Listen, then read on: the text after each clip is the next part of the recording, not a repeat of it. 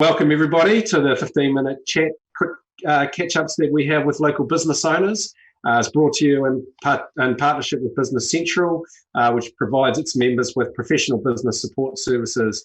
Today I meet up with Paul Harvey of Williams Harvey Valuers. We're not related, but we have known each other for a long time. Paul is actually one of the longest standing and serving columnists within the Profit Business magazine, which has been fantastic to have his expert advice on all things property there.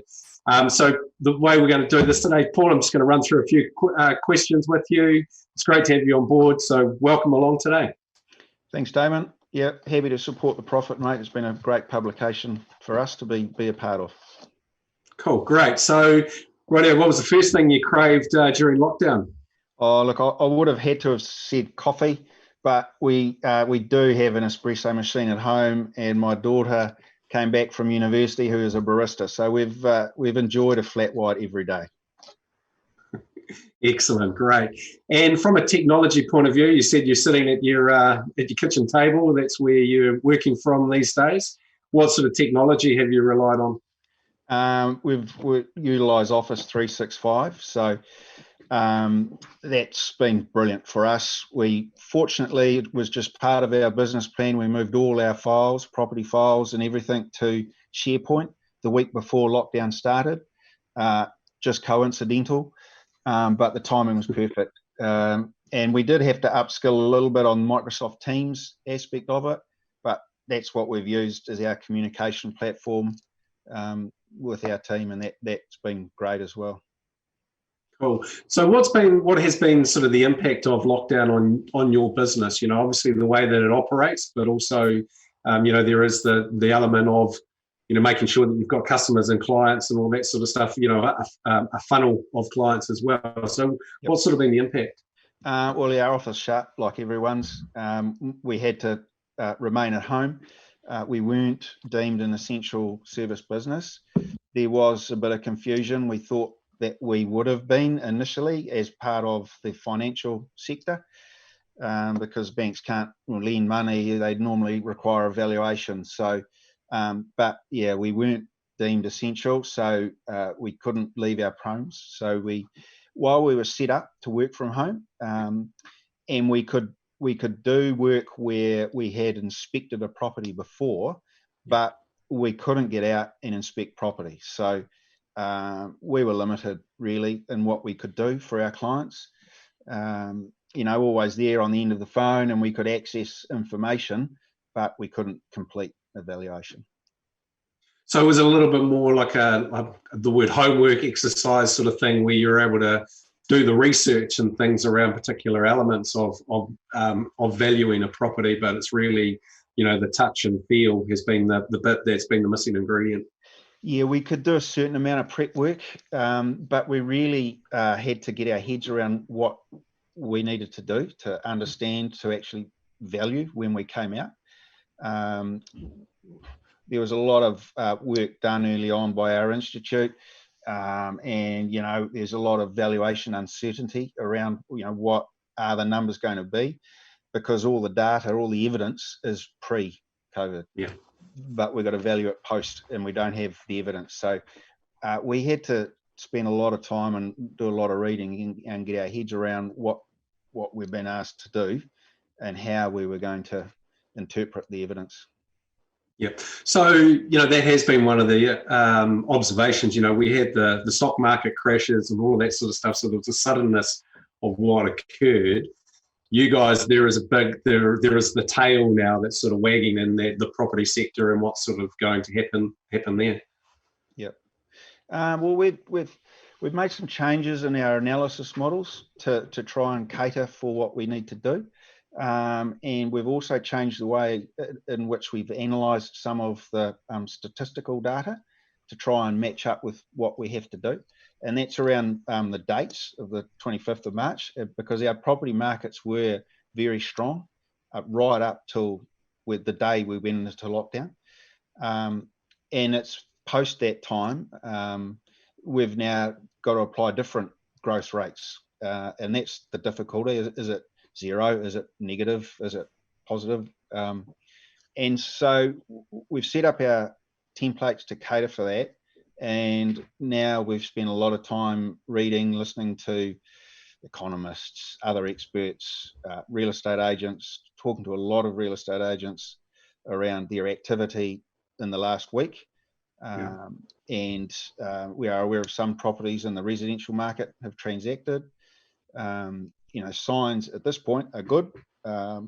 Multiple offers have been presented, strong considerations. So I think there's going to be an initial flutter of activity right now, and those are all probably people that were in the market trying to buy and sell or were very close to making a decision to buy or sell, and all those people are now trying to make their transactions happen before the market does what it's going to do going forward.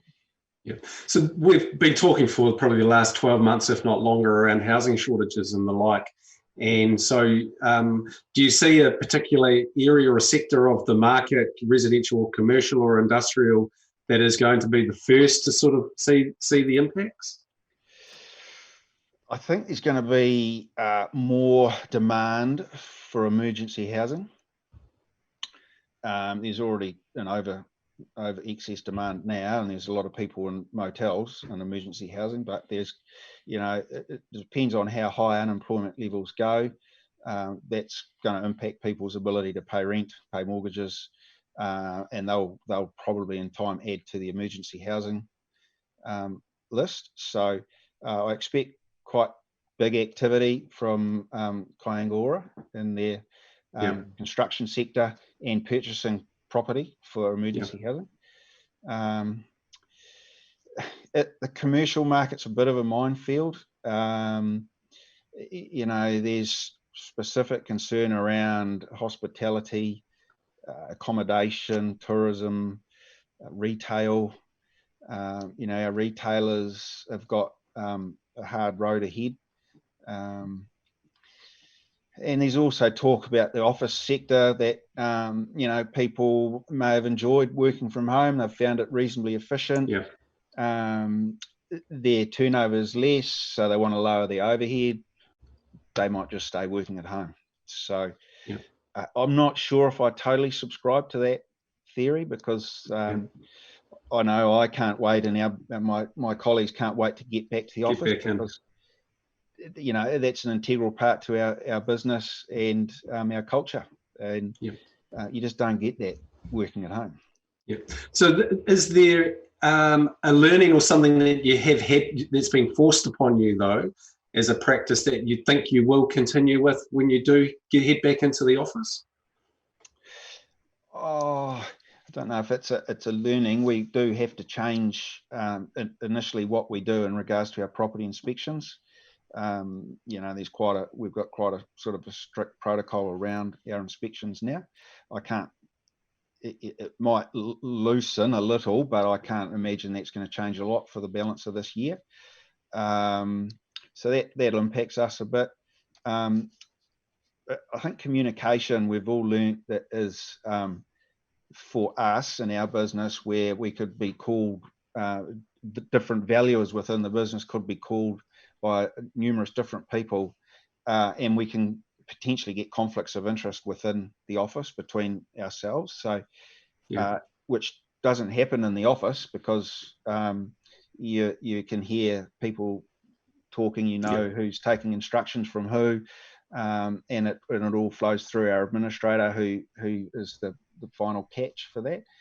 But we've had to work hard to make sure that we know who's emailing us, who's talking to us, who we're quoting, what the jobs are.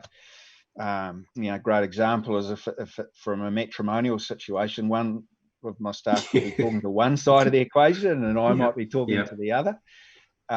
So it's really important to know what your team's doing, and vice versa. And that's so hard. So that's the thing, is treating you got your own home bubbles, you got work bubbles, but you're trying to make sure that there's bubbles within the work bubble as well, so that what the bigger picture is and what's sort of going on. So the big difference is, when we're working in the office, we have a once a week meeting, on a Monday. Yeah.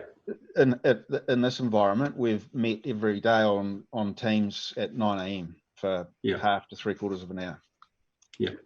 And that's actually been very good. And we might continue that on in a maybe just a 15-minute meeting every morning, because there's been some good positives out of that. Yeah. So you're the business owner as well, and you've got staff. Have you had to the morale and trying to make sure that people are they've got a lot of other sort of things that are in their head at that point in time. It's not just work; it's also the home environment, that sort of stuff. Is that being a juggling act? Yeah. But everyone has got different people in their bubble. Like we have nearly adult children, and my mother-in-law and her dog with us. Kirsty's at home by herself, so that's a different dynamic.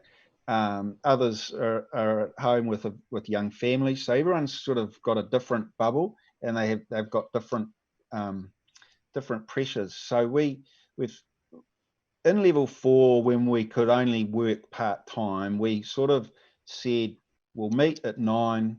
If we've got work to do, we'll knock that out before lunch. Then get out, do some exercise, walk around the block, whatever, and then touch base with your mates and friends.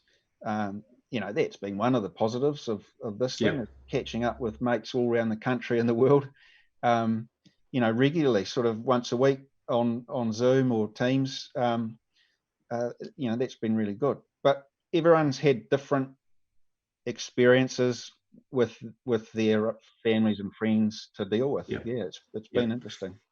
The other thing is, you're a 3rd or 4th generation business now. What are you? Fourth generation, which is amazing. It's incredible here for Hawke's Bay. And that business in those early days were being backed up, or was about the land and the production of the land and stuff like that. And here we are, all of these years later, and it really has been the land that has actually been keeping our economy going of late. Yeah, it's one of the main drivers that keeps me reasonably positive about the foundations of the property market here in Hawke's Bay. Different regions are going to be impacted differently, and I truly believe Hawke's Bay is one of those provinces that may have a shallower bump or a softer ride than many, and that just comes down to the makeup of Hawke's Bay. We are a strongly backed, rurally backed provincial region. Our sheep and beef farmers, horticulturists, viticulture, cropping. We've got a very strong port, and we've got some big food processing factories here. When I first came back and joined Dad in 95, we were still crawling out of the decade-long depression after the share market crash, and then the 2 works, Timona and Whakatū, closing. At that time, Hawke's Bay was very reliant on sheep and beef and a bit of cropping. There was very little viticulture. Horticulture was there, but we now have a much more diverse primary sector, and I think the risk is spread a lot better, because it's hard too in the primary sector to get every sector firing at the same time. The apple crop's been excellent, and the viticultural crop's been excellent, but the pastoral farmers are in a drought, and that's really, really very bad, and that's going to have an impact. So but those sectors employ a lot of people in Hawke's Bay, and they are the backbone. They come into town and they spend money in our towns, and that's what will hold us up and stand us in good. And I think that's been quite the interesting thing. Over the last couple of years, there's probably been a bit of an approach, of a negative approach towards those types of businesses and things.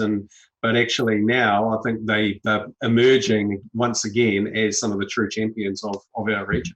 Yeah, absolutely. Yeah. It's I've always been very opposed to the attacking of the farmers for lack of green policies or whatever. I've always felt that our farmers actually do fantastic job, and they work really hard to better the land, not to worsen it. I could never get my head around all the environmental things.